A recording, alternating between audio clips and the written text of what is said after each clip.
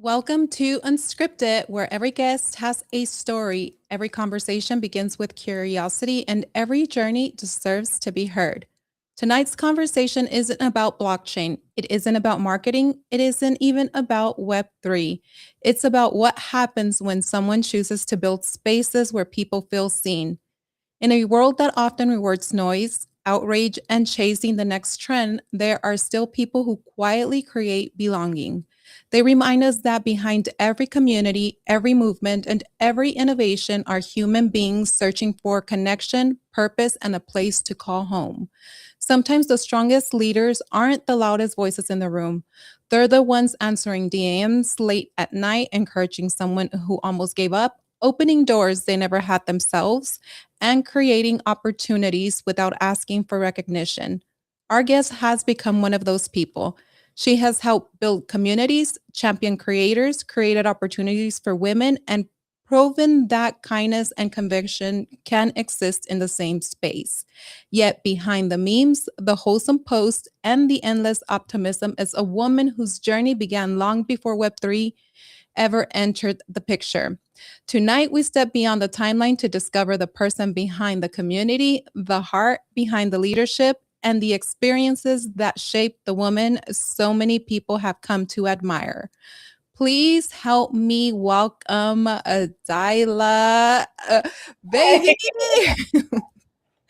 Oh my gosh, what an introduction. Thank you so much. Thanks for having me, Leslie. I'm so Oh excited. my God. I am so excited when we finally connected. And I was like, Daila, come on the show, girl. You need to come. We need to catch up. We need to do this live stream together. And I want to interview you because you have been a trailblazer in this space. A lot of people don't know, but you've done a lot for women, the community, projects, a lot of people.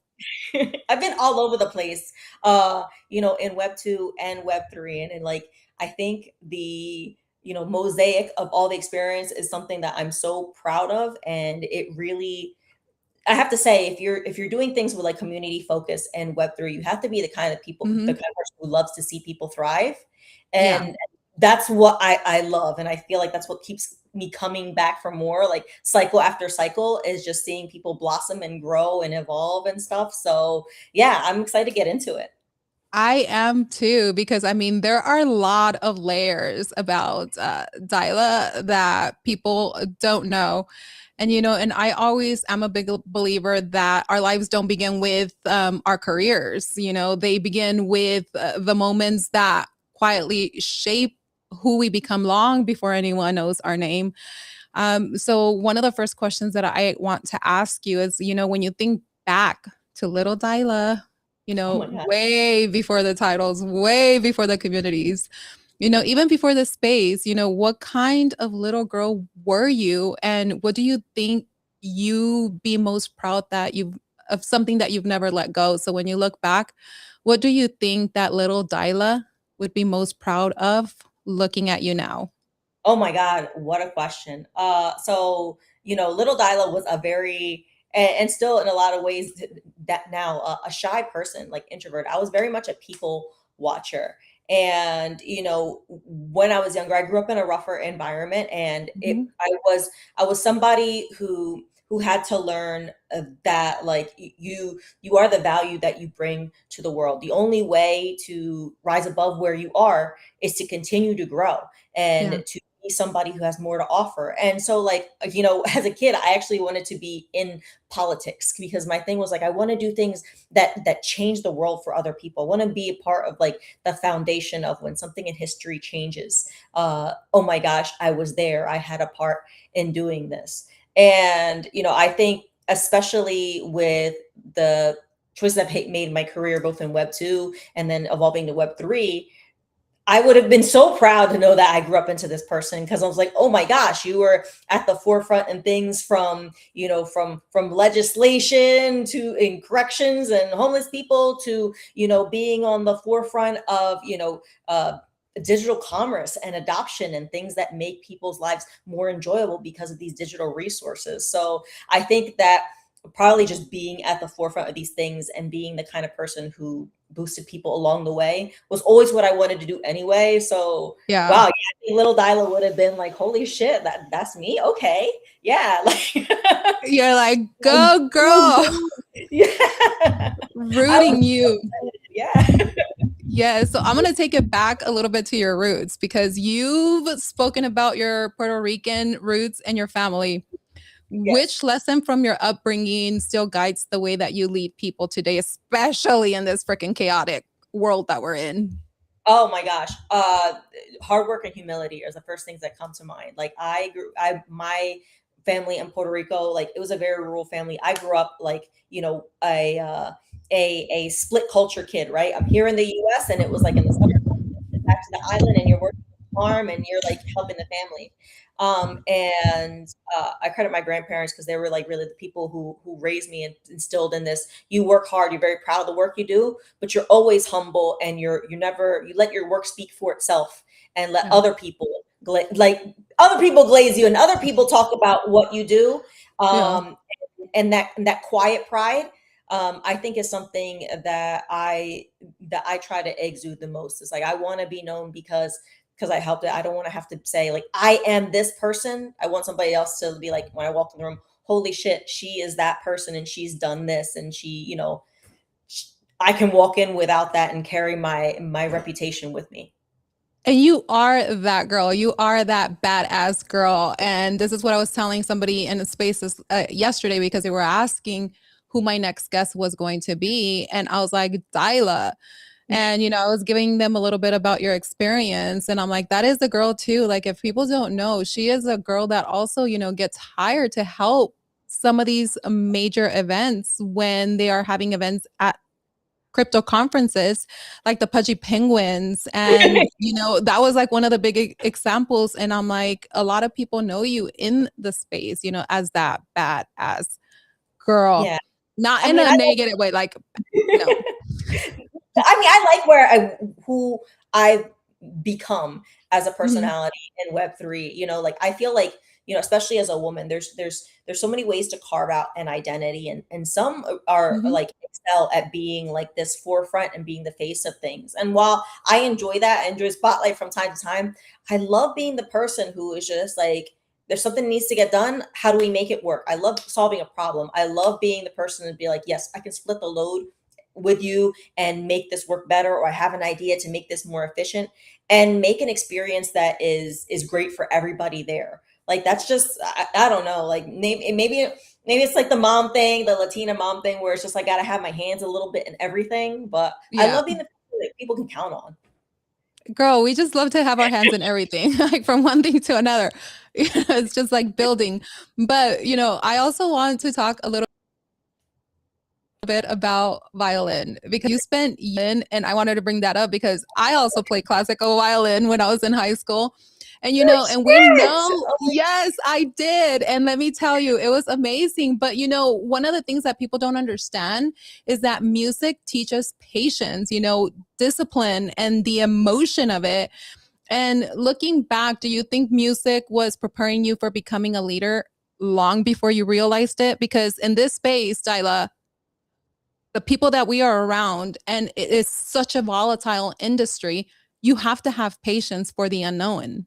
yeah. I mean, listen, music is something that's always been a huge part of my life. Like growing up, like, my grandfather played the guitar. Like for me, it was just like I got the violin because it was something like I felt like I connected to better. But it was this sense of quiet discipline and paying attention to something. Like, like many other people in the space, I have ADHD, so like focus has always been a challenge. But violin actually taught me that focus, when you really really have passion and can focus, it can create these beautiful things. Because if you rush through it and, like, you're holding your frog wrong, or you're like hitting the strings wrong, it sounds Yeah. horrible, like, it's just like grating. But when you take that deep breath and you're composed and you're like, I'm in the Yeah. zone, it's the most beautiful sound in the world. And like, to curate that, I had to slow myself down and learn patience with myself. I'm also the kind of person who is just like, if I hit a brick wall, when I want to do everything good.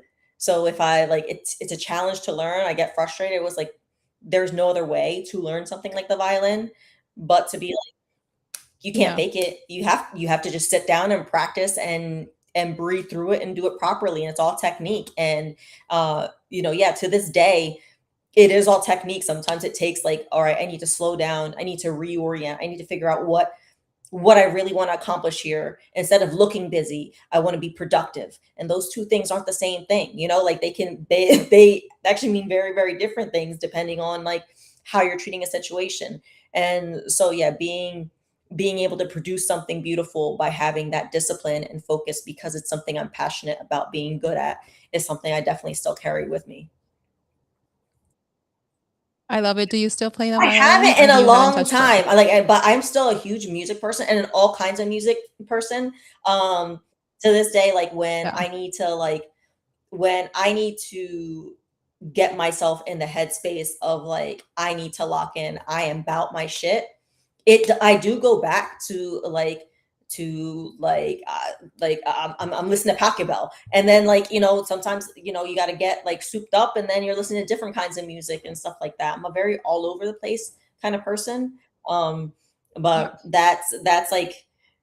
that's how I get in the right headspace, like every single day. Like depending on what I listen in the shower, that's gonna be where I'm at. But like, I need to pick up the violin again, man. It's been a minute.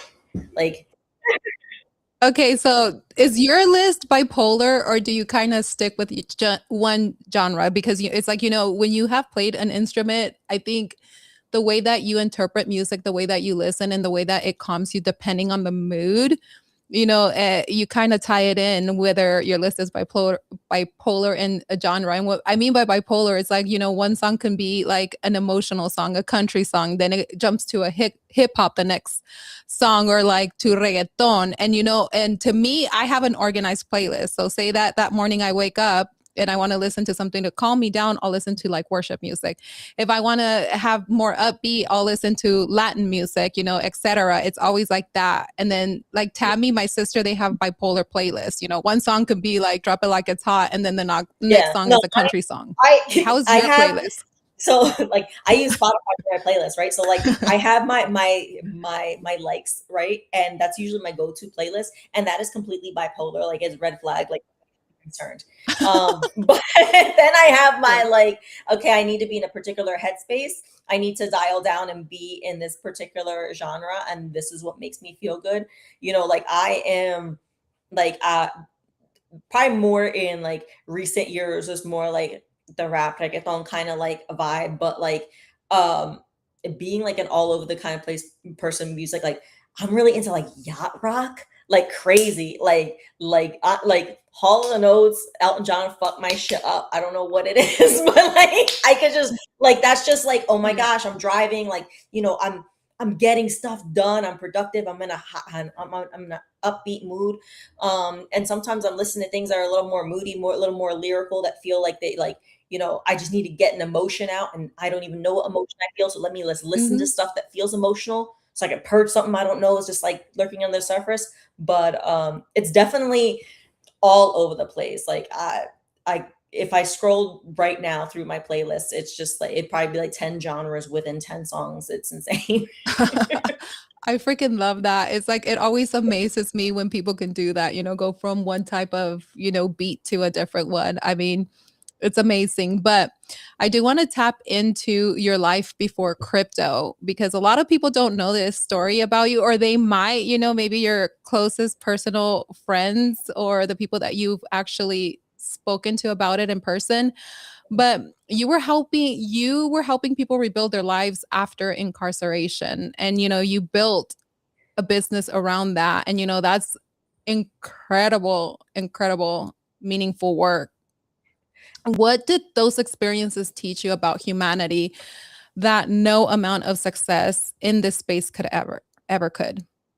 Well, like just for a little bit of context, like I mentioned, I grew up in a rougher growing up environment, and that led me to a career where I wanted to help people who were affected by that kind of lifestyle. And so I co-founded a transitional housing program in the state I lived in, um, that that housed people that were coming out of prison who were homeless. And these were people who are at risk, and they would just live on the streets because they had nowhere else to go. And they typically just end up going back to prison, recommitting a crime just to have three hots and a cot.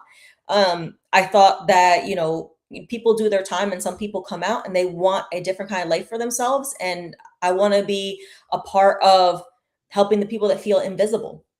Mhm. And so, grew that into like a housing program of like 19 locations, statewide, and built an exclusive app for the state to process it. And it taught me a lot about both sides. It taught me about the people on the bottom and how the people at the top look at them. And it also taught me the value of being the person who can understand both sides and help them find um, a middle ground where they understood each other. And there are a lot of people who, would come into a program and they wouldn't even make eye contact. They're looking down at the ground. And that taught me something very important. And that taught me about somebody who's like, you get broken as a person where you no longer feel like you're even entitled to interact and have, that eye contact, respect. And it taught me that, like, people are so varied, and depending on what your condition is in life and where you're coming from, what even happened that day is going to affect, how you interact with, eh, with whoever you talk to that day. And people can be very delicate for as tough as they want to be. And learning to understand and speak to people and like listen and communicate in a way that they understand is so much more important than just saying words and being the loudest person in the room. Like there can be so much accomplished when you want to actually find middle ground and understand who you're working with, and saying we both have the same goal. How do we get there together? When take out all the BS and figure out how to make this situation how it should be to benefit everybody. It taught me how to have patience and confidence in myself, because as a people, we always feel like we're either, behind the crowd, or we're not succeeding the way we want to. And literally at every level of society, at every level of existence, everybody feels that. And, at times where I'm harder on myself, I'm like, there is somebody who was wishing that they could be exactly what I am right now. And here I am beating myself up. And in a year from now, when I'm in a different situation, I'm gonna be like, "Oh my gosh, look at where I am." And so, seeing life as like, this is a chapter you're writing to get to your next success, as opposed to I'm behind, wherever I should be, is so much more important, and is like really shaped how I see opportunity and how I shape my interactions and networking, because it's so much more progressive in construction, where everything is just like, this is the first step to the next rung up, instead of why aren't I over there yet. I love that. I mean, I can't even imagine working, in situations like that because it's a lot, right? And I think that at time working and doing the type of work that you do can be emotional and draining, especially when you're trying to help people get back on their feet and rebuild their life. When you watched someone genuinely trying to rebuild their life, what did you learn about how difficult a second chance actually is in a world that sometimes we prejudge people and don't want to give Yeah, second I mean, chances? I people are so often, not only are they marginalized, but they marginalize themselves. So they put themselves in this headspace where I'm not going to succeed, and then everything around them is reassuring them, yes, you aren't even meant to succeed. You don't deserve opportunity. And um I've learned that, like, we are our own worst enemies. And at every level, there's always this voice in your head who is telling you, like, this isn't for you. And seeing other people struggle with it Mhm. at very basic levels, and it is difficult when you are starting from the bottom in anything. Even more so when you're coming out of, like, incarceration. Like, people, like, it's hard to get a job, it's hard to get, have a stable address. And it's so easy to give up and say, all right, I can go back to, whatever I was, because it's familiar. And even though it's unpleasant, it's familiar. I know what to expect. But um, something really special happens to you as a person when you decide that you're worth more than that. And you kind of grit your teeth and you're like, yes, this sucks. Yes, it's terrible. And I got to keep getting up, and I got to keep proving to the world that I deserve to keep pushing. Because not only do you end up transforming yourself, like, into Yeah. somebody who's more resilient, but, like, you you end up showing the people around you, like, that consistency means something, Yeah. and I've seen more people succeed just by refusing to stay down than, when it's handed to them. Because when it's handed to them, like, that's easy and they usually mess it up. But when they earned it, they keep it, because they're like, I deserve to be in this role. I'm not going to mess it up because I've earned this through, like, blood, sweat, and tears, and I'm going to make it work. Yeah. Man, did that work make you more compassionate or did it also make you tougher? Both, both, both. It fucked me up. And No. how do you balance, like, how do you even balance it? Because it's like, sometimes people can take advantage of your empathy and your compassion. And sometimes, you want to really give the benefit of the doubt, and sometimes, Daila. I mean, listen, especially, so, like, especially when I started that career, Yeah. one, I didn't, like, have, like, any, like, formal training or education in it. I was just like, I'm gonna do this shit and figure it out. Yeah. But I was also in my mid-20s. So I'm like, younger, kind of, like, more naive, even though, like, with my life experience, still think I was so naive. And, one, uh, you know, I did learn that, like, yes, people will underestimate you if you put yourself in a room in a position to be underestimated. People Hmm. will walk all over you if you make yourself the doormat. So if you're too soft, if you're too whatever, then, like, yeah, expect to be walked all over. I also learned that sometimes it's not worth it to be a hard ass with certain people. It's not gonna get you anywhere. Like, okay, you can be like, all right, I'm gonna bad bitch this out today, and I'm gonna be, and then what? Are you really a bad bitch, or did you, like, try to front and then kind of make yourself look silly? And, like, do you feel better about it at the end of the day? Yeah. Sometimes it's just let shit just roll off your shoulders, and especially because I'm very used to working male dominated industries. I would say, if anything, it taught me to navigate the male ego like a boss man. It's just Daila, like, I've hurt you, yeah, girl. big I've guy, you got it. hurt you in spaces, and men are trying to step out of line, and I'm like, nah, Daila's gonna crack the whip real quick. Yeah, I mean, I let them. So again, sometimes they showboat. There's people and even spaces, like spaces can be like a performance art, you know, Mhm. there's a certain personality you bring to spaces. Sometimes it's not like, you know, just like your basic I'm at home chilling with my friends personality, but like, you know, sometimes you got to rein people in and remind them it's like, you know, I'm still her. I'm quiet, but I'm still her. So like we cannot like we could just go back band for band on this right now. Like I'm fine with that. But but You're let them like, kind of we about to box real quick. No, yeah. nobody, I don't, as long as I've been here, at least I haven't seen it. Nobody really messes with Daila. They know their place.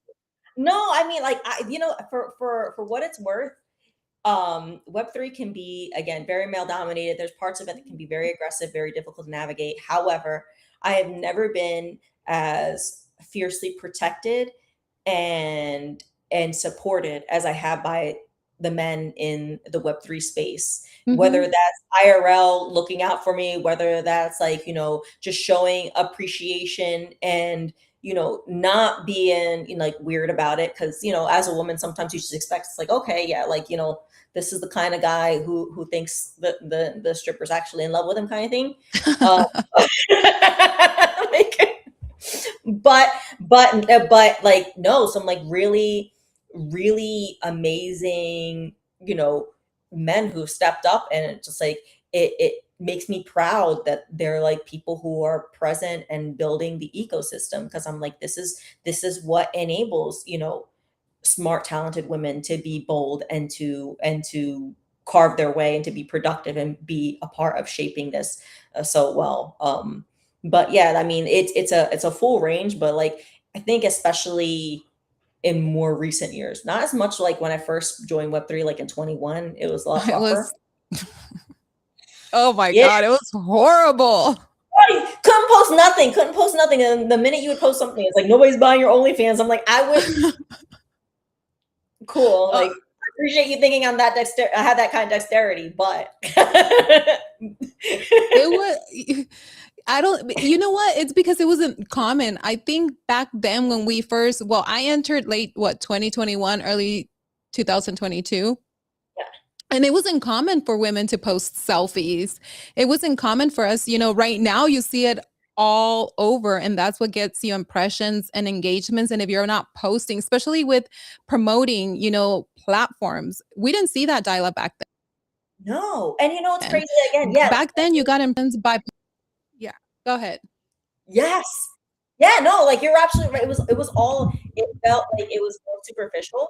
But even Mhm. now, like the female creators are women who are consistent. They're the ones who are setting and raising the bar. Like when I showed up and I was like, man, your like format is like legit. Everything is so well composed. And the women in this space have really carved out an impressive role where it's not like, okay, yeah, sometimes, you know, they can post a pretty picture of themselves, but guess what? They have the credentials and the knowledge to back up the fact that they are a force to be reckoned with here. And it's pretty incredible. And like, you know, it's been a cool evolution. Like you got to admit, like seeing the past few years of just seeing it shift and Yeah. being like, you know what? Thanks. Yeah, guys, we got our shit together here, kind of like look at us growing up. Who'd It's have like you thought? almost earn a badge, right? Because before it was one thing, but now because you're accomplished, now what people can see what you're doing, you post a selfie or you post, kind of a picture to get attention. Now they receive it differently than back in the day. Like you Yeah. said, back in the day it would be like OnlyFans, blah, blah, blah. Now they're super supportive because they know that you actually have brains, that you've built things and you're continuing to build and be a leader in the space. Yeah, I mean, I feel like back then it was so new that like people treated it like a different kind of social media. And you know, for as much as like there's still a lot of room to grow, again, like you've even seen like companies the way they network with the women in web3 is differently. Like one of my favorite examples, and like, you know, not sponsored, just saying because like I notice them all over the timeline, is like a lot of the women who are like associated with corgi. Like these are women who have been in the space and actually have credentials, like it's just like Avril, who used to be on the abstract team. She like I see her with corgi now, and I'm like, these are gorgeous women who are also knowledgeable and talented in the space. And like, yeah, pop off, girl. Like this is phenomenal. Like good for them for like carving out this community and having this presence and just seeing that evolution of this respect where yes, I've always been a fan of women who you can be multifaceted.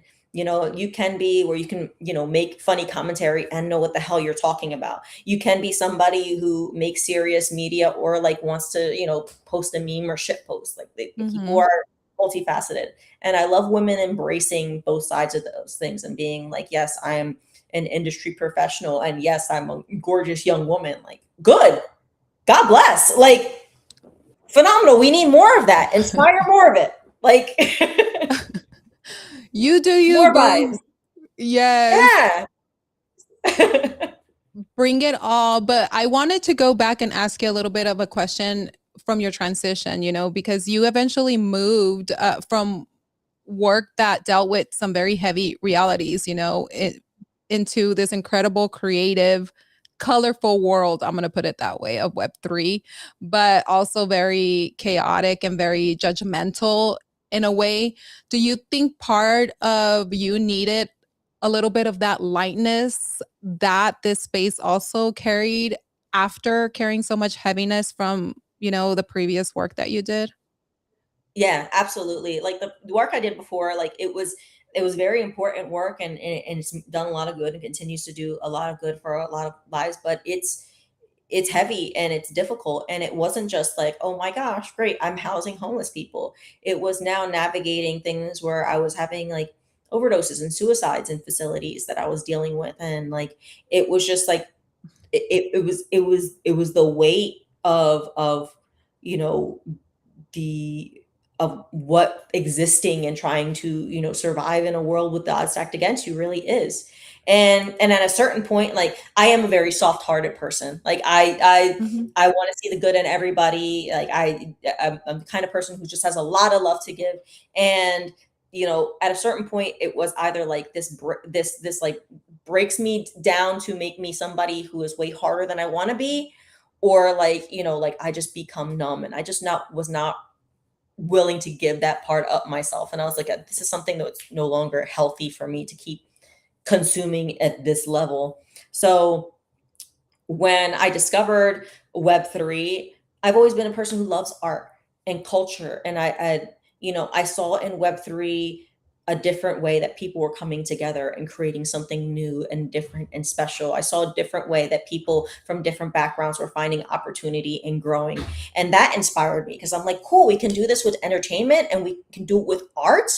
And that like awoken something in me that I had to kind of suppress and was dormant for a long time because everything was so heavy and so like literal life and death that it's like, okay, yeah, this space can be tough and it can be, it can be mentally draining. There can be a lot of people taking advantage of each other, but at the same time it's also something where it's just like if it's too heavy, you can also log off. You can also take a step back and, for all intents and purposes, nobody's gonna die. Not that things aren't gonna fall apart. It's just like I mean, like, all right, maybe I just miss the next runner, but like I preserve myself a little bit. So like I'm still inspired by like I love that. I still inspired the creativity and like excitement in the space. But like, Yeah. it's nice to have that levity where it's just like it's nice. Have you Yeah. Have you ever struggled with the feeling like you had to choose between being taken seriously and simply being yourself? And the reason that I ask that is because you do come from you were an entrepreneur. You had a business you've built and when you and I started in this space, we were having fun. It's like when you and I came across each other too, it's like, we memes, AI. We were doing AI before AI was big in the space. Remember? It's like vote for Daila for president. It's just like so many things. You were very creative. And at times, it's like you may not have been taken seriously because that's the way it's a very male dominated world at that time. So you're coming from, being a businesswoman, having a business, then to coming into a completely different world. So did you ever struggle with that feeling you had to choose between being taken seriously or Yeah, just being no, very much yourself? so. Like there's, you know, I am somebody who I like to joke around a lot. I like to make memes. I like to make, silly art. And like Yeah. humor to me is it's a love language. Like if you can get somebody to laugh, then you found a middle ground and you can have like you can do Yes. more, you know? Um and I think that especially in web3 we want to put people in boxes. We want to say this kind of person is this kind of personality and that's it and this is what their value is. But I have to say, for people who can lean into humor, who can lean into that levity, they're often the most like dynamic thinkers. They're also the type of people who can solve problems Mhm. because you're looking at things from different angles and seeing what people don't see as far as nuance.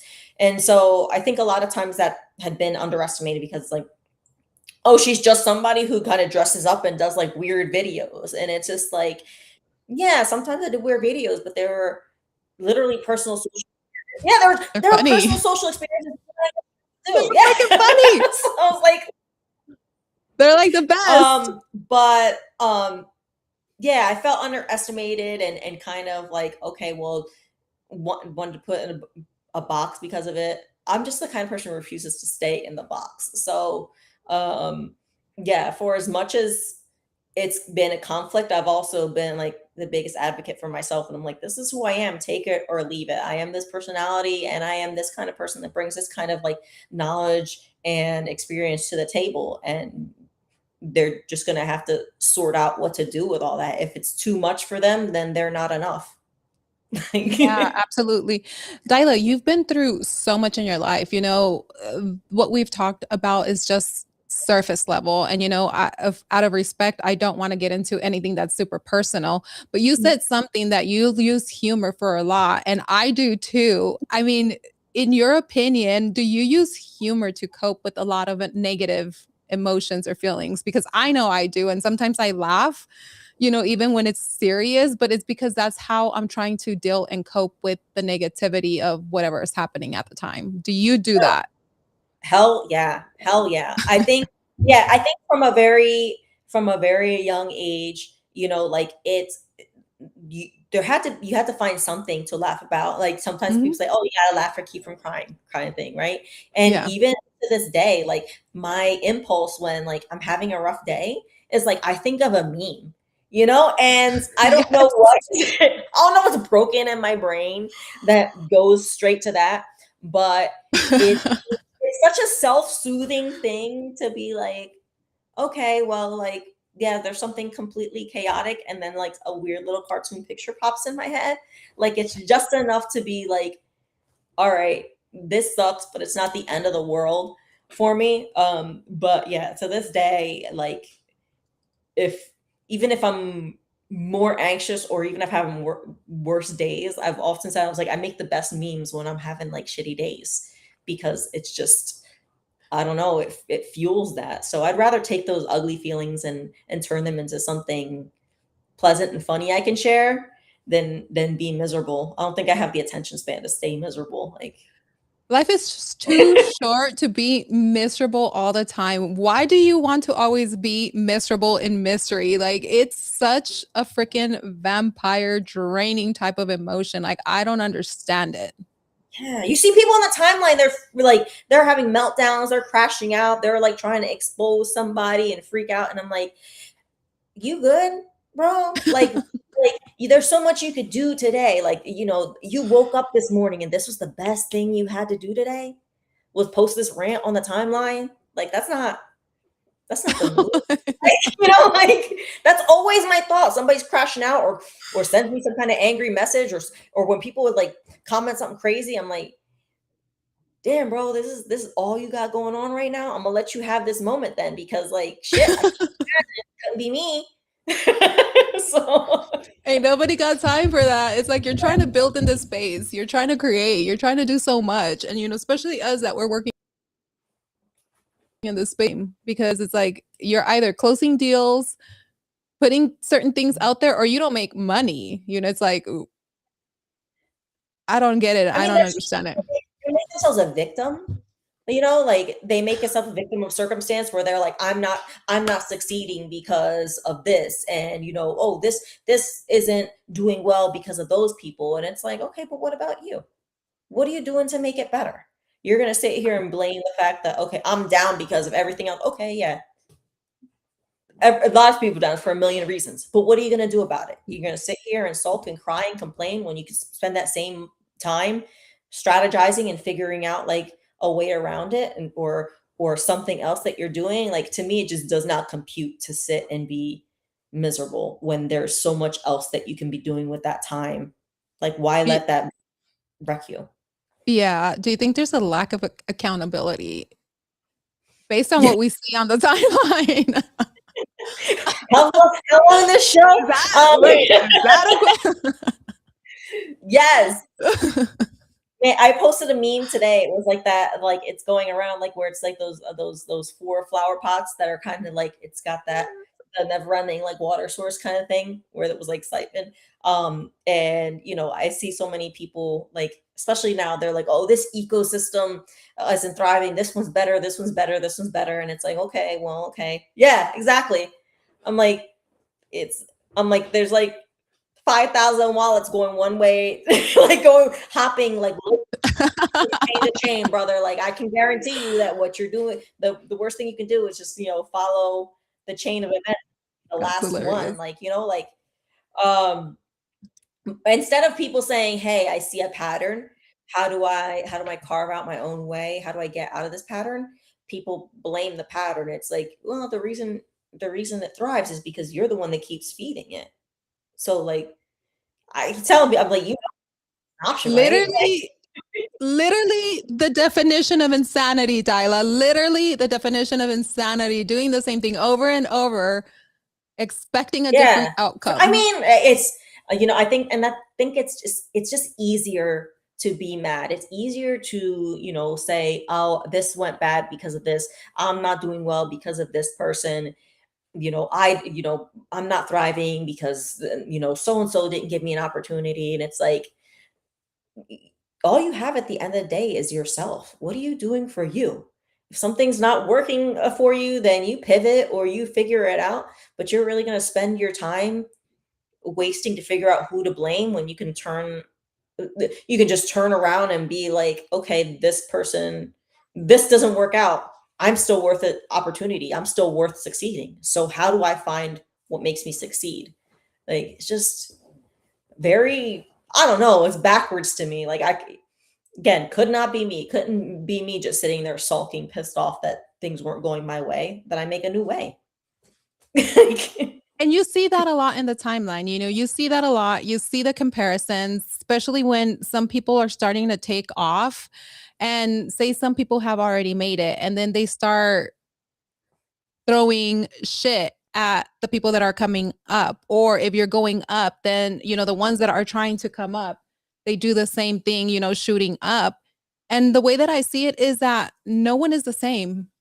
This is a reason why our DNA is different, because we are absolutely different individuals, and it's like we all are creatives in our own unique way. Find your talent, find what works for you, and put it out there. It's like, look at something and say, okay, somebody is not doing this. Let me try it. But let me tell you, it's not going to work though overnight. It takes work, it takes dedication, it takes tenacity to continue to do that every single day, even on the days that you don't feel like doing it, before people start noticing it. Yeah. I mean, I think, And I think we don't have that enough. yeah, people don't care. They wanna see, they go on the timeline, they're like, this person succeeded, it should be me. And they don't see all the losses and all the work it took to get there. And it's just like, how dare you discount whatever, journey they took to get to this win? It's so much easier to look at the timeline and, you know, see somebody succeeding and be like, I want to get there. I want to be that. I wonder what they took to get there, instead of being like, they don't deserve it. Why not me? Like, there's a lot more you can learn by just seeing success as a point of inspiration as opposed to like, just envying it. Like, being jealous of somebody's success never made anybody else successful. Like, just sitting there hating. There's no. Find me a professional hater Yeah. making money. I think people want that instant gratification. They think that they're going to come into this space and boom, that instant gratification, and it doesn't. It's like they'll Yeah, learn real quick that it doesn't work that way. yeah. Especially now, like it's just. I think that there was a time where I think that we were focusing on the wrong kind of personality, and not for anything other than the fact that like we were calling people who were just experimenting and having fun professionals, and like let them cook, but also like know what you're getting. And so that when, people were experimenting and having fun, then like, or like, okay, I had my experiment, I had my fun, and now I'm leaving, then people are bitter. They're like, oh, I thought this was the person who was going to make me $1 million. It's like, well, what have you been doing for you? Okay. Like, it's like, if you don't like the people you're following, then what are you doing to be somebody worth following? Or what are you doing to like Yeah. find something that works better for you? Again, like that, the lack of like personal accountability of just owning your experience here is is wild. And I think a lot of people would be much more happy and much more productive if they just kind of just backed up a little bit and were like, hold on, let me put myself in the driver's seat of like my own life here. Absolutely. Now, I want to talk a little bit about your leadership journey in this space because, you've done a lot for women. You've built communities. You were part of Sappy Seals when I first met you. Gosh, yeah. Um, Still. and you're still a holder, and then we'll jump into abstract and pudgy penguins. But your online personality when I met you too, and you were at what's the Sappy, it was very playful, very wholesome, and unapologetic, which that's what I've always loved about you. Unapologetic, sappy. So in this industry that is often driven by ego, why was it important to protect your softness? Because you still had a softness about you. um I think outside of, Web3, before I came into this, like I have a very powerful resting bitch face, right? And like it was a very like, it was a difficult line of work I was in, and I felt like I had to be a certain person. I had to be seen as a certain person. And, it was a little more hard ass. And but I know what I felt like underneath that. And I know for every time that I had to walk into like a presentation or something where I had to put on that like, all right, like that harder persona, that under that was somebody who was like looking for validation and looking for that reassurance and wanting somebody to say like, damn, you did a good job, or like, just that support. And so feeling that as a woman, I, that kind of like once I came into Web3 and especially SAP, I credit them a lot for me being able to cultivate this persona. Because when I joined Happy Seals, like I remember being one of the first like women in the Discord, and I'm still learning about Web3, and I'm asking really dumb questions. And this is a bunch of like teenage guys, like, and here I am in like my mid 30s, like asking dumb questions. And like you would think that like why would they even want to bother? But they were so sweet and so gracious and so supportive. And I'm like, damn, like this feels amazing. I don't feel stupid. I feel encouraged to learn more. I feel encouraged support. And I'm like, I want to do that more. I'm like, so like when women were joining the community, I wanted to be that. I'm like, I want them to feel comfortable being a woman here because I was made to feel comfortable here. And Yeah. that kind of evolved. And like, I still love telling people like, I appreciate you. You're doing a great job. That's both more men and women, like And we talked about like going to abstract, starting out with like abstract angels and building women's community there.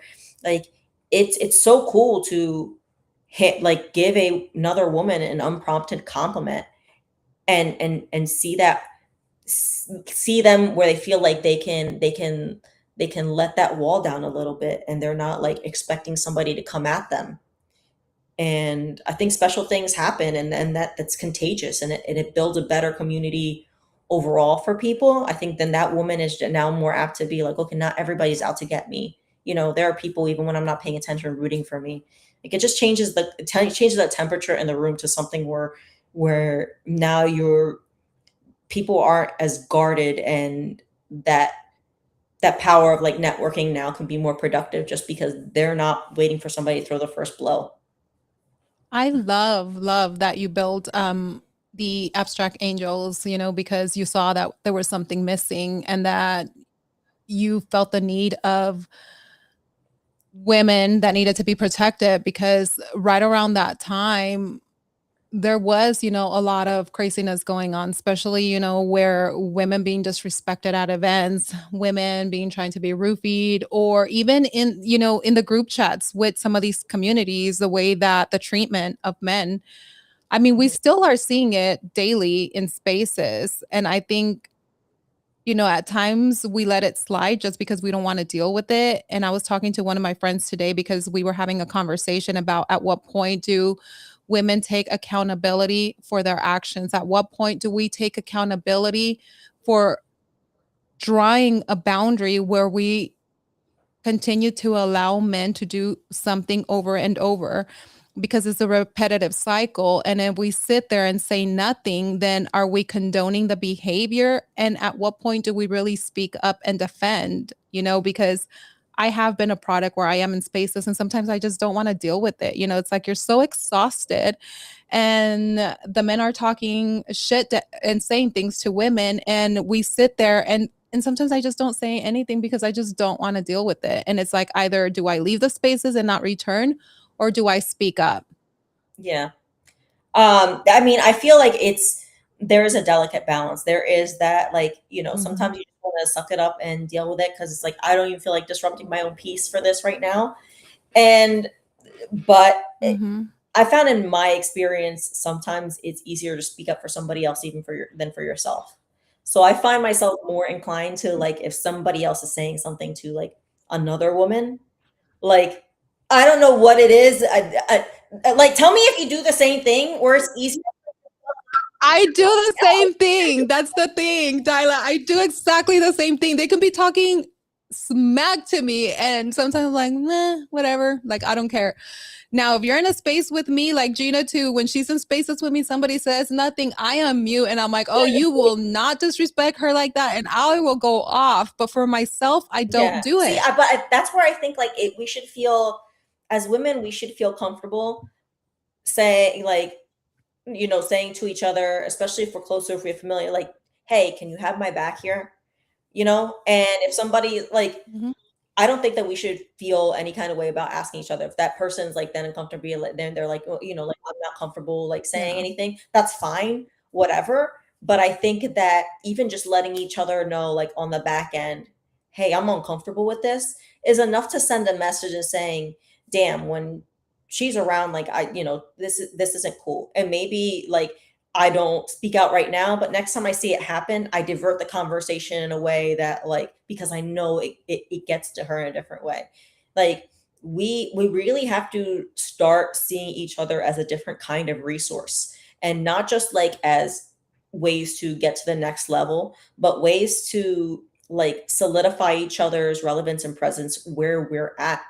And sometimes we need to be in each other's corner just to be like, she deserves to be in this room and she deserves to feel respected and comfortable in this room when she's here. And you should be grateful that she's here.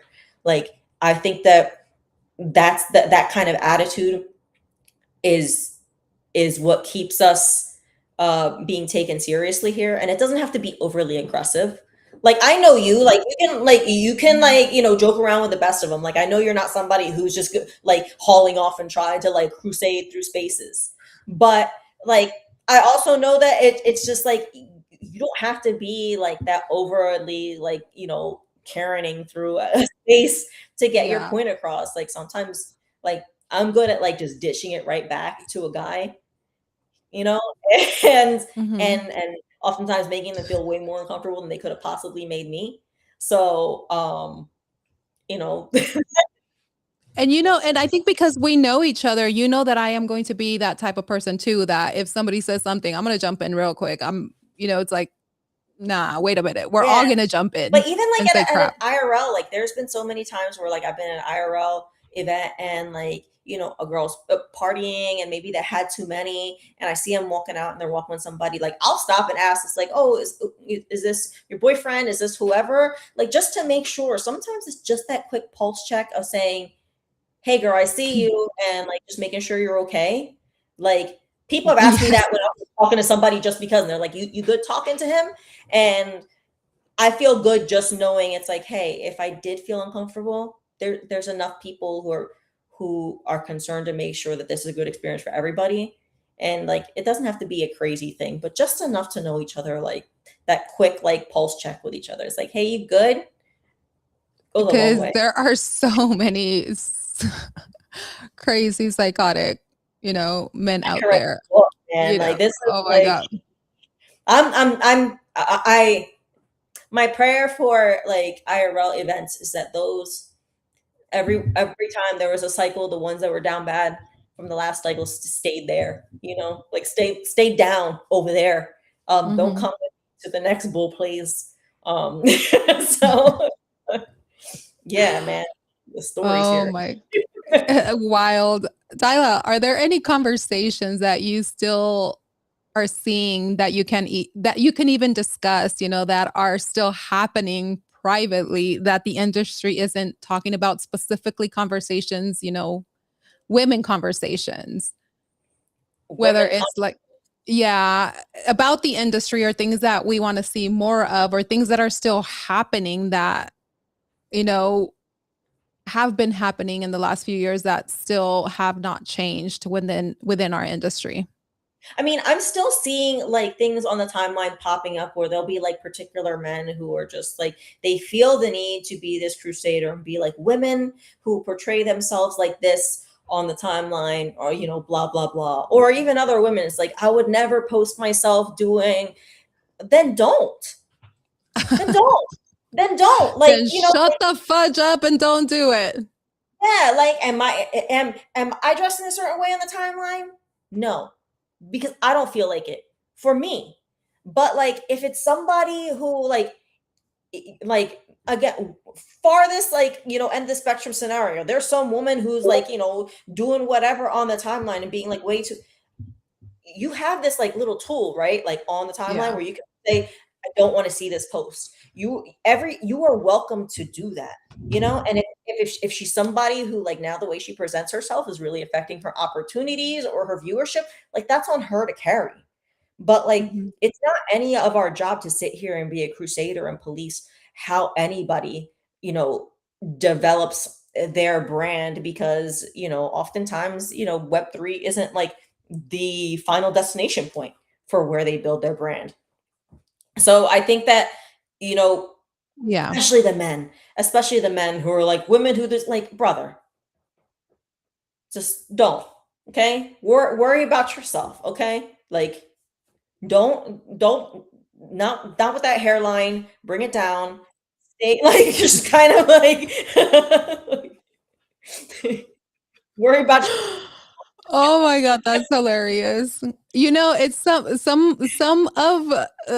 the people, I don't want to say specific gender, but some of the people, they have personalities like if they're 6'4" yeah, I tall. mean, like God bless them. Like again, this is one of those things where like I have this thing where I literally anytime somebody I it says something on the timeline I dislike or personality, I kind of say, I'm like, let me imagine what this person is offline. Let me imagine what they are like on the other side of the screen and what their life must be like to be this personality. And I'm like, okay, well, they seem insecure. So like, are they somebody who actually like really talks to people and socializes a lot? Are they somebody who, even though they socialize, they still feel like, they're insecure because they aren't up to, their peers, or maybe they're not where their family thinks they should be. And like always really like gauge that against that. And it kind of like, even to them, like it gives me a little bit of a softness to them, because I feel bad for them. I'm like, I feel bad if like you're the person who like needs to be like tearing people apart on the timeline. But it's just like this ego is just like, bro, like I could see why you got nobody else in Web 2 to complain to like this, because you probably exhausted the circles you're in if this is the personality you're bringing to the table. But God bless them. Like, I always want to be like, I just want to be a fly on the wall and see what this kind of person is like in 5 years, and see if that big attitude has taken them to these places that they thought they should be, because I doubt it will. Yeah. Daila, okay, your journey and to where you are now, abstract, because your journey into abstract, it happened pretty organically through a group chat. At what point did you realize, wait, like this isn't just another project? It might be something that, they're actually building that is important that we need in this space. Because when abstract first came onto the scene, you're going to have the positive, you're going to have the negative commentators, and sometimes you're going to have the skepticism of people as well, that, okay, this is not going to survive. This is, just something temporary. And it's already been, what, a few years since, and you guys are still going on, still Yeah. going strong. At what point did you realize, like, So this is something that. I'm sorry, I cut you off. No, go Like ahead. no, I was gonna say, like, like the way I was introduced, Finn used to be on the team, used to be in the marketing team, and he shot me a DM, and he was just like, "Hey, like, I'm working on something really interesting. Like, would you like to Mhm. be added to like the women's group chat?" And I kind of just became very yappy in there. And he's like, "Do you want to lead it?" And it did grow. Like, I literally grew from being a community member and just somebody DMing me from the team and saying, "Hey, I think you'd be interested. Would you like to be added to the group chat?" So that in itself, like, struck me differently. But it was probably like in networking and getting to know the team, and Mhm. especially get to know the personalities and why abstract even came to fruition, really inspired me. I think, like, especially now, like, there's like we see L2s popping off all over the place. And, I don't think there's such thing as like a perfect one size fits all L2. I think that they're meant to, Mhm. suit their verticals. Yeah. But for me, I've always been the type of person where, like, I feel like Web3 is a way to take things that we enjoy in Web2 and make them better, and make, whether that's, RWAs or some way of optimizing, like, the financial infrastructure of something that we enjoy. And Abstract has always had this, we've shared this graphic like a million times. There's like three circles of, phase one, phase two, phase three. And the phases has always been to be like, build this organic ecosystem, support ecosystem builders here that are native in Web3, but grow out and find these verticals that are outside of it. And what really has always sunk with me is like knowing that, like, the echo chamber is not the final destination. And while, like, I'm a full firm believer in like organic community and having that, I also don't know if, the organic community overall in Web3 is that focused on things scaling outside of the space. We see a lot that's just kind of like built for right here, like, Mhm. again, like that meme of the flower pots. And there's only so much liquidity. And I'm like, well, what's the end game? Okay, so you make a bag and then what? And for me, like, the goal is not to just sit here and make a bag. Like I said, I want to be a part of something that changes, that creates change, when it's just like, hey, oh my gosh, there's crypto integrated into this. Like, I'm like, I was a part of that. Yeah, I was a part of that. And, even showing like the platform right now, like the platform is something, we've seen other blockchains adopt different platforms on their own, and it's cool to be part of something that inspired, or or sparked an idea elsewhere, so that like crypto can continue to grow. But, people ask me, they're like, "You've been with abstract for so long," and I'm like, there's definitely a reason. Like, we have so much incredible talent that has been a part of building this. I just can't see that, like, in the grand scheme of things, when Web3 really breaks through that ceiling and becomes part of, like, infrastructure of the consumer market, how abstract is not part of that narrative. And so that's, where I'm at with it. And like, I see other like chains popping off and doing amazing things. And like, it's exciting to me to see people excited in Web3 and having opportunity. But I do want people to really like still focus on the fact that like it's not just like the quick play, it's the tech that really is the future here. And like, I'm here for the future of Web3, not just my bag today. Yeah. You said a key thing right now. It's like, breaking through that ceiling, or when we break through that ceiling, what do you think is stopping this space to really get to that point where it's like we just from one point to another take off?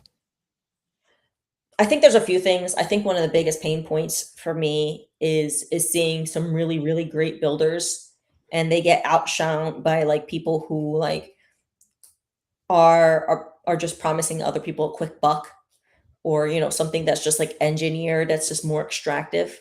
Um we're at a point where like the trenches of right now, these are not the trenches I grew up in. Like this is Oh not my God.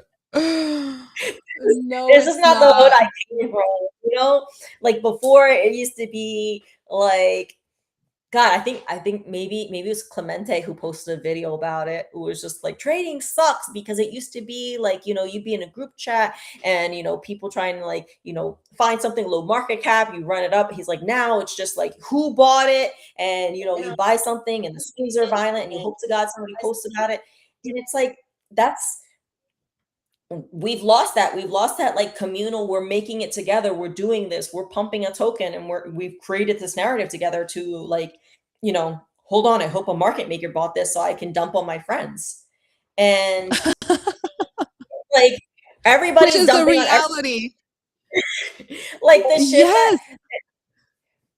the shit that were rugs like 2 years ago, right now, it's just it would have been like standard operation. It's just like expected, and it's just like okay, like now there's like crazy bundles. Like now there's like the activity is insane, and it it takes so much focus away from actual building and just people looking for a quick buck. That I think that that's the biggest detriment right now to Web3 is us kind of like treating it like chickens and cornmeal. Like it's just like everybody like trying to shove each other out of the way to get as much as they can and get the fuck out of there. And it's just like that's not building.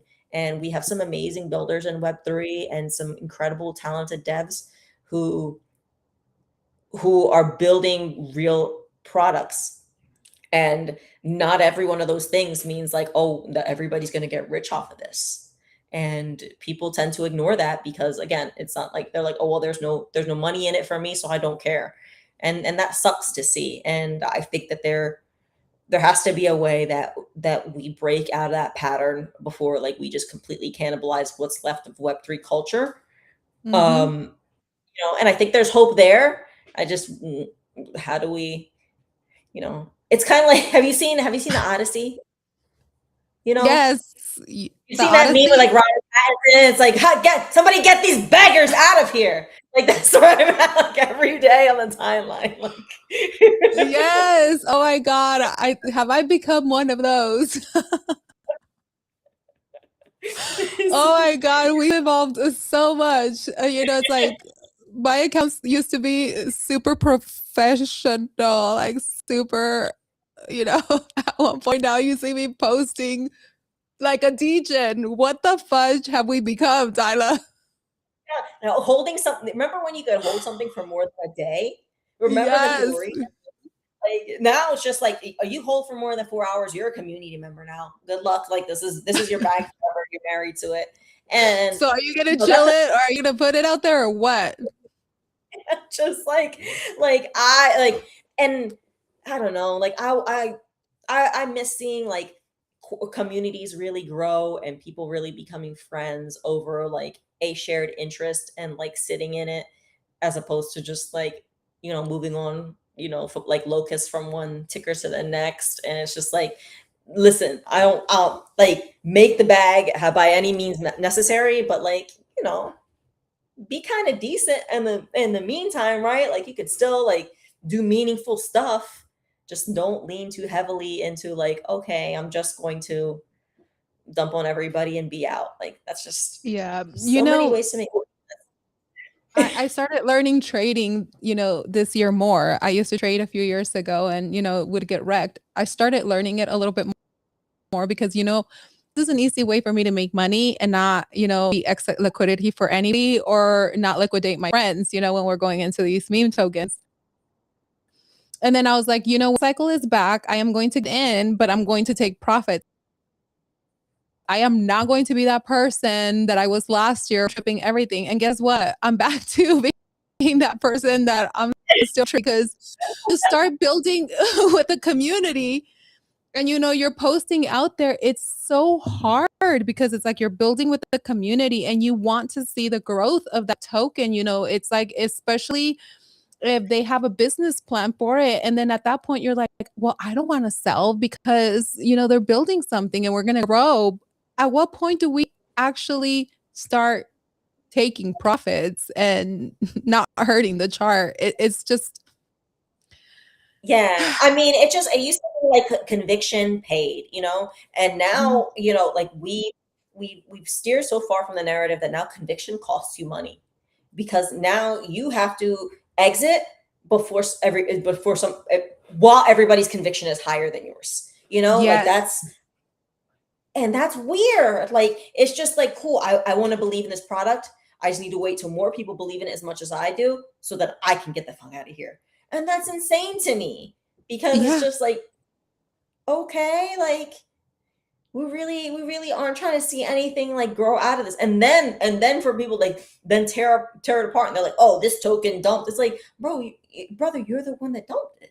The fuck you mean? The It fuck you sucks about mean it dump? You were the one that took that liquidity out. You were in early and here you're pitching it and then now it's down. No, yeah, it's like fam.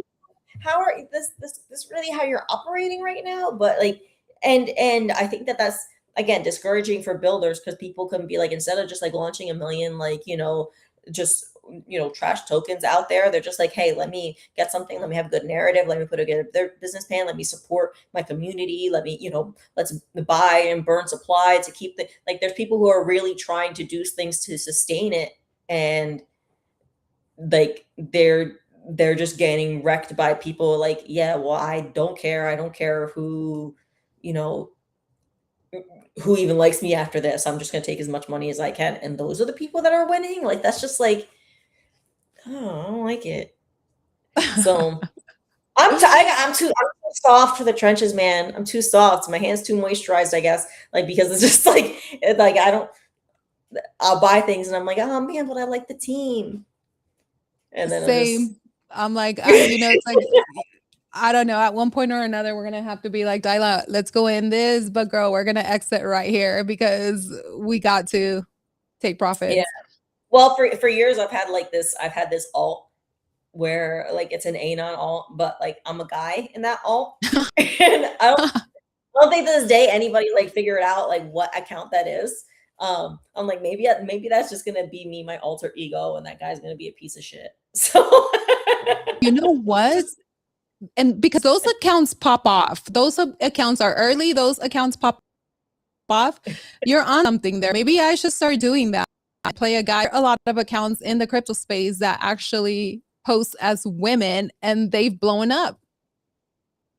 yeah, I've been doing the opposite for over a year. Is that Oh, you're crazy? But such a nobody can ever genius. know who it is. It's actually pretty offensive. Like it's very, very like I'm like, what would be the worst kind of guy? And that's Oh, who it is. an account where you can Nobody. say whatever you want to say that you're not able to say on your business account. Oh my God, that must be such a breath of fresh air. Yeah, my therapist thinks it's amazing. No, but it's actually just like it stemmed from my frustration. Like it stemmed from being, I'm like, hey, like I'm like, I want to curate this voice. I want to be taken seriously. I'm like, but I need this outlet of just being like whatever and just being Yeah. so much of a departure that it like nobody could ever be like, oh, let's connect the dots here. And it is, and it's been freeing. It just got really weird when it's just like, okay, now it's just like starting to connect with other people that I wasn't even connected with before as myself. And it's a different, and it's like, wait, okay, I gotta make sure that I stay Daila and like, keep this person more as a loner and not lean into this person being like, what happens if I become an anon KOL? Like some Can you crazy ass account. imagine? And then you're gonna be like, "What happened was, It'd be horrible. It'd be the end. I'll be like Daila, this can like you imagine if that account blew, and then you do become an anon, AOL, and this and that, and then you have to dox yourself at one point or another, and they're like, "Oh my God, it's Daila." nah, man, I'm gonna start sending money to like Zach XBT's wallet just on the low, just as insurance. Just Don't expose me. Can you don't, imagine that? don't look You over know, here. Don't look over here. you're like, okay, I'm gonna log into this account. I'm gonna use a VPN, and it's that one day you forget to use the VPN. Now it's tied to you. Yeah, that's the thing too. It's just like it's so it's everything like I gotta keep it separate. There's been times where sometimes like I'm logged in and I see somebody on the like timeline that like I know, and I like it, and I went to go comment and I'm like, wait a minute, I'm not dialing here. I better just like cha-cha slide out of this real quick and just leave it alone. Oh my goodness, Daila. Don't be getting yourself in trouble. Recommend everybody have this. Like you don't have to have a lot of just something that you could just put shit out there in the atmosphere, and it's something freeing. Like at first, I didn't. I was just. I didn't get that social validation. I'm like, oh, it's not. Nobody's viewing this. Like nobody's even liking the post, and now it's phenomenal. I'm like, I hope nobody sees this shit because I'm just gonna put something completely crazy. And there's something just like very freeing about just having this way of just being like, this is a bulletin board of just nonsense. And I'm gonna make it ridiculous on purpose because I don't want it to like I don't want it to be an extension of me. I don't want it to be another way of like branding or working. Because especially when you transition from being like a Web3 community member to somebody who's working in Web3, like I feel like I still need a way that like I can log out of being like Daila and just be like, me sitting on the couch, fucking around looking at memes and stuff like that and interacting and not having that pressure of like somebody, being like, oh, Daila said this on my thing, or like, hey, just posting somebody and somebody saying, hey, just DM'd you. And I'm like, I just need a nap right now. Can you So let? like Oh, like Leslie, like me, well, like you like you said post your you DM DM. me, I'm like, "Fuck you, like why are you DMing me?" You know what? That day was so funny because I did the same. I think I told you too. We got on a call that day, and I was like, I'm laughing because now you are the second person today that is what the fudging me. Like Leslie, what the fudge? But you guys said you and Stacks were like, what are you doing? And So I'm like, my bad. but and it's funny because there's so few people that have like my cell phone number in Web3 Yeah. because like you don't really need to, like the between like Telegram, DMs, whatever, what's like why Yeah. Discord. Um, but it is cool when there's like that handful of people that like I know like can text me and I can see their name pop up on my phone and I'm like, hell yeah, they're still here. They're still doing shit. Like that's exciting to me. Like it makes it work. I'm Yeah. like, great. I'm glad that I doxed my area code to this person. Yeah. And to me, and you know how it goes sometimes. And that day I remember replying to comments and then I see you and I was like, oh, let me shoot her a quick message. And I send it to you. You're like, Leslie, you have my number. What the Stacky said the same thing. I was like doing something. And she was like, what the? I'm like, my bad. Okay, okay, let me go to messages. But like sometimes you'll get people that it's just like, and I don't know. There's certain people that sometimes don't like they don't like get the hint, like they have an offer or they're asking for something and you're just like, no, I can't help you or whatever. And then it's like sometimes you just want to like, I want to be present, I want to be on timeline, I want to interact with some stuff, but like I'm off the clock right now. Like I need to have some time where I'm not just 24/7 working. And like literally developed an alt. So like to be quite honest, so I can break out of the echo chamber of my own Yeah. timeline because working for a blockchain, like I have a community there that needs me. But like if you're just locked in the echo chamber and you're not keeping yourself in touch with what's going on in greater Web3, then you're at a disadvantage. How can you grow a Web3 community and not know what the Web3 community is into or what they're talking about or like what's the hottest interest and you're just like focused on like this little corner, especially when like the algo changed.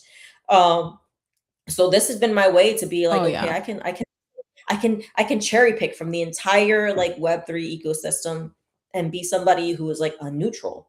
And that gives me this broader scope and it allows me to see things from different perspectives and it makes it better because I'm like I can know what people in our ecosystem are looking for, what's interesting elsewhere that we can apply here. Like I feel like that balance is needed and uh the X is not friendly about trying to like let you split like what your professional and your personal time looks like. So I had to create that for myself. Absolutely. Okay, so tell us or can you tell us what's coming up? What's next with Abstract and what's next with Daila? Oh my gosh. What's next with abstract is a lot of stuff. There's only so much I can. Well, there's not too much I can't really talk about. But what I can say is I can't talk about it because it's that big and that cool. I mentioned earlier, like we've shared this graphic a few times of these three concentric circles of phase 1, 2, and 3, and abstract scaling out of just the vertical of things that are like just on the timeline or just in the Web3 ecosystem and seeing the groundwork for those things that are coming is really exciting to me. Anticipating different kinds of communication and some more clearer messaging and stuff like is really really exciting to me. Seeing like the hardcore community members who have been here from the beginning feeling like, oh my gosh, yes, the work was worth it because so many different ecosystems, like their entire presence revolves around TGE, like they just want to talk about like that's what everybody speculates on. And an abstract, like we purposely tried to negate that because we abstract is so much more than just saying like, okay, here we're going to give you the expiration date of our community. Um, we've Mm-hmm. really like built this organic community of people and we're like enjoy some Web3 apps, like really enjoy the technology that's being built here. We want you to do that. And so with that it's been a longer runway, but I'm excited for people to see that it's been very very intentional and purposeful and that there's method to the madness. So that's freaking exciting to me. What's next for Daila is, things have reached a more balanced place in abstract, and there's been a lot of groundwork and starting a blockchain ecosystem and app and community and all that at the same time and building all those things alongside each other. It's taken a considerable amount of time and focus and energy, which I love.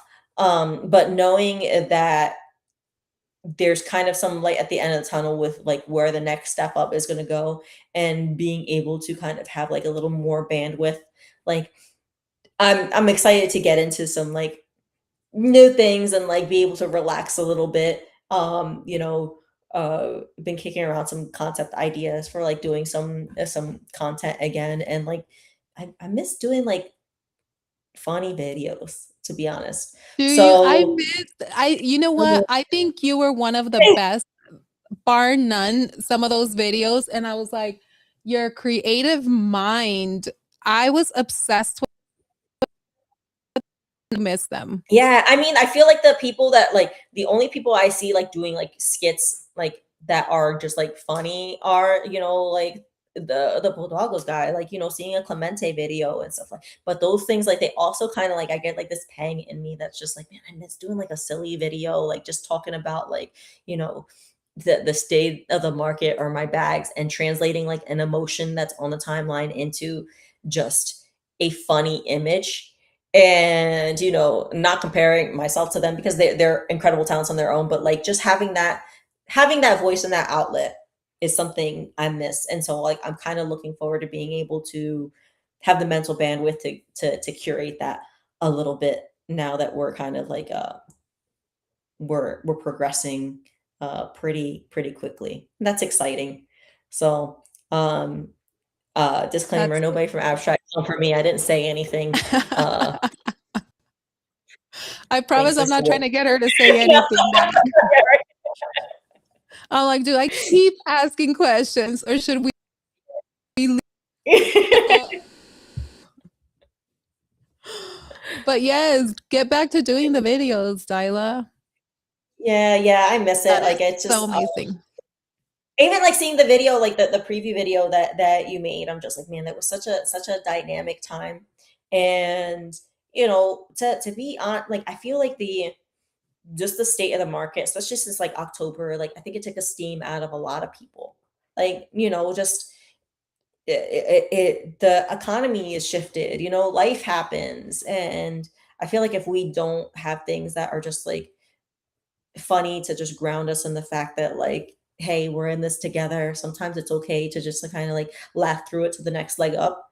I think that that's important, and I think I need it even for myself. So I just have to be careful not to share them from my alt because then my cover's blown, and then what? Can you imagine that? Daila, I know I've kept you here for more than an hour. I typically always keep my guests for more than an hour, but what I want to ask you one last question, well, two. Do a rapid fire with you before you head out. So, question, if your story watching tonight, will they find the courage to do it? I hope they find the courage to do something different and see themselves differently and let their just embrace every part of their story, the ups and downs, and let them you know shape their excitement for just like growing and doing something new. Again, don't put yourself in a box. You can be more than one thing, and you never know, try something in a different vertical and you might surprise yourself with the opportunities that come around. I love that. Okay, are you ready for rapid fire? You can't think, you just have to whatever first comes to your mind. You ready, girl? Okay, let's do it. Okay, let's do it. Okay. Don't shoot me after this, okay? I'm kidding. Sappy seals or pudgy penguins? Savvy seals though. Violin or drums? I have both, but violin. Not Nas or Prince? Prince. NYC nights or Puerto Rico sunsets? New York City nights. That D-Gen, man. Oh my God, the best nights, Tyler. Oh my. Okay, so wait, we were staying together, I remember, and we went together somewhere and we ended up leaving. I don't even know what happened, girl. I just remember I'm ordering an Uber and I was out, we're out. But I love about our relationships, right? And we will text like, hey, I'm like, we don't even get mad or upset. I mean, those were the best, some of the best nights, weren't they? Yeah.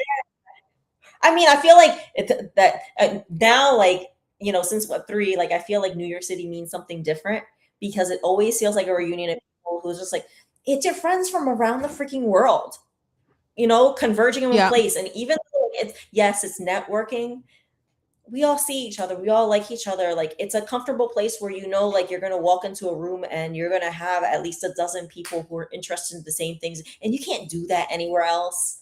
Mm-mm. And in New York City there's just like there's just always something to do and a story for the next day. So yeah, and in my heart, like I just feel like, like I go to New York and it feels like the like peak Web3 vibes when it happens. Like I'm not sure if that's how it's gonna be this year because I haven't heard too much about what's going on, but like, I think that I'm hoping that comes back with a vengeance because I miss that so much.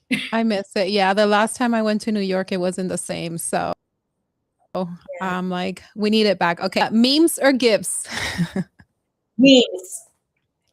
I knew you were gonna say, though Memes. I know we love gifs. One Piece, One Piece or Pokemon? Oh, damn. Pokemon.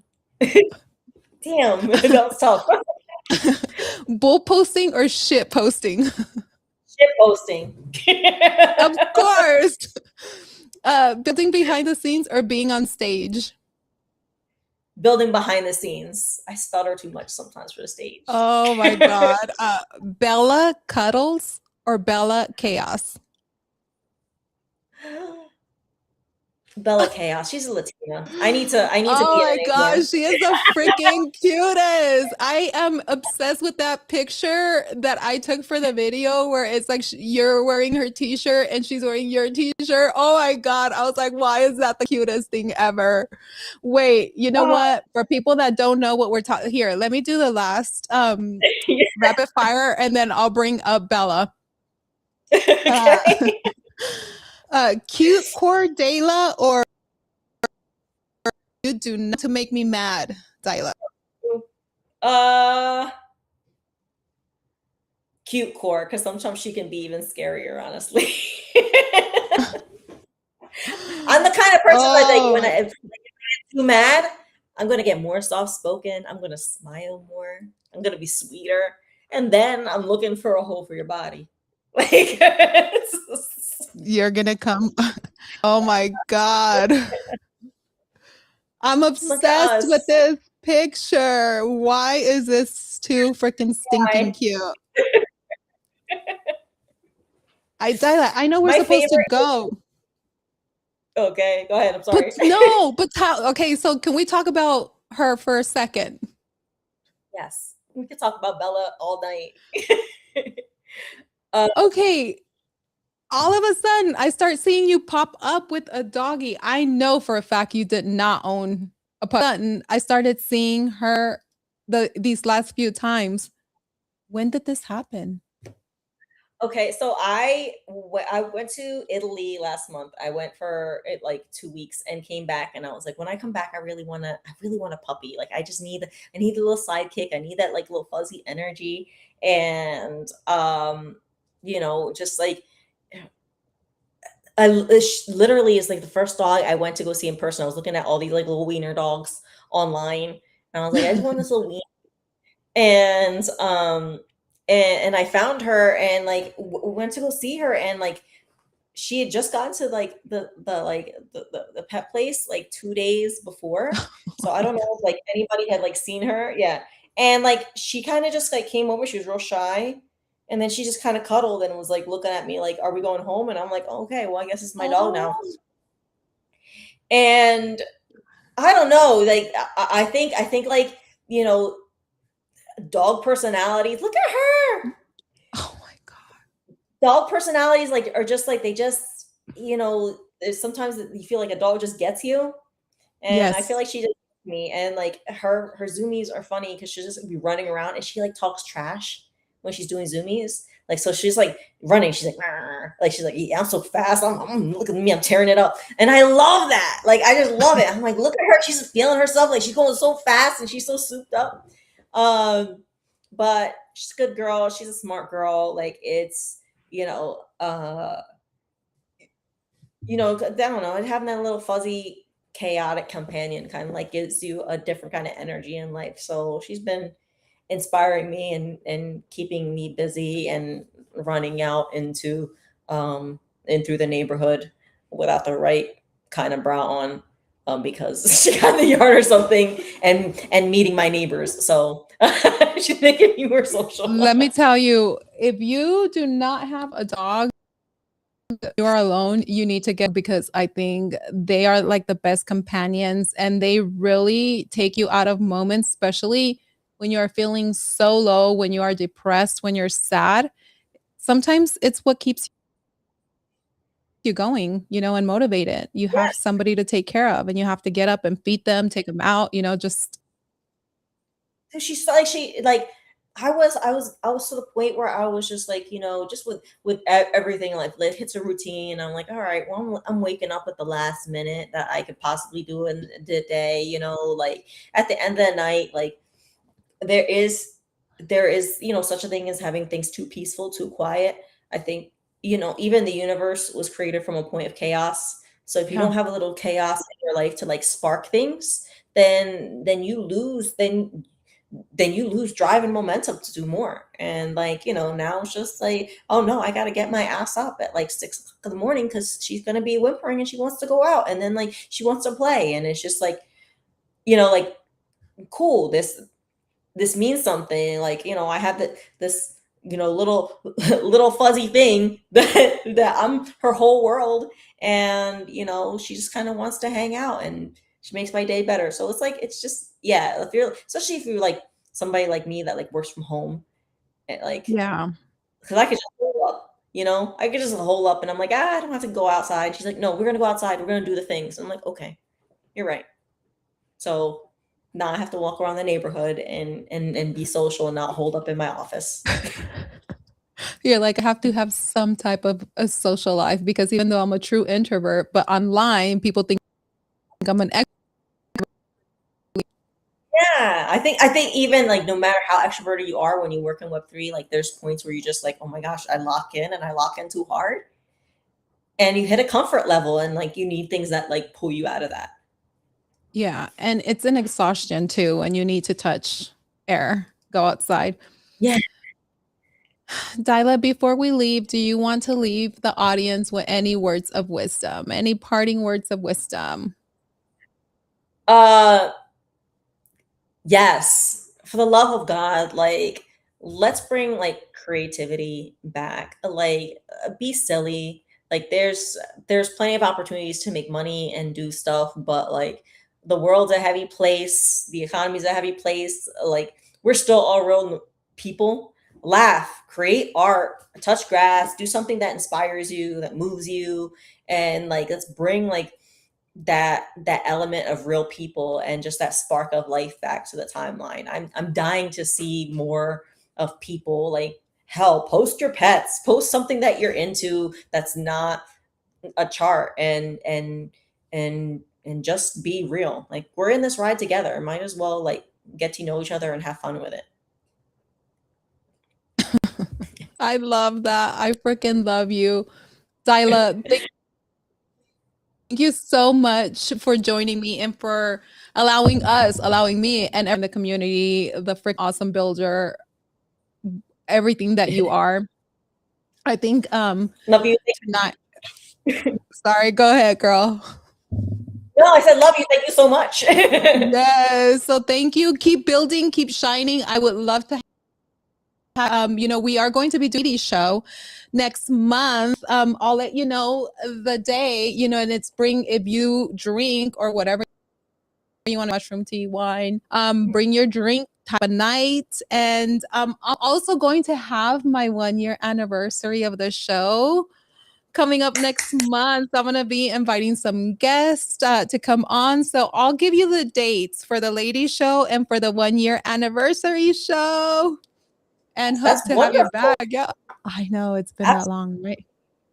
But you're amazing. Thank you so much. Thank you for being like this consistent like quality creator. From since I've known you, you've had like this different air about the way you do things. And like I've said it before, but like you set the bar higher for all of us. And like we need more Leslie energy. So let's do this as much as humanly possible. Like keep making these like podcasts, keep being present because you really, really do like make this place better by just doing what you do best. Thank you for that. And please come back and make that we all miss, Daila. I will. I will. Now I gotta do that because I gotta do something between now and then. Because then what am I gonna say? Exactly. And that way we can show 10. I'll pull some from the archives. You know what? If you don't have any by then, we'll pull some from the archives, like memory lane.